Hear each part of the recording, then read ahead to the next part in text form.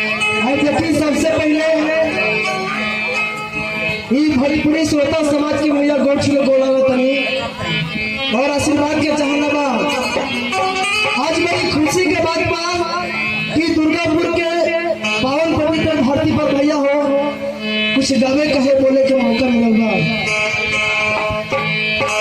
माई के चुना शक्ति माई के धाम बा कुछ कहे गावे बोले के मौका मिलल बा। और जब भी बात भैया अगर गलती हो जाए तो अपन भाई भतीजा बेटा समझ के माफ कर दूंगा।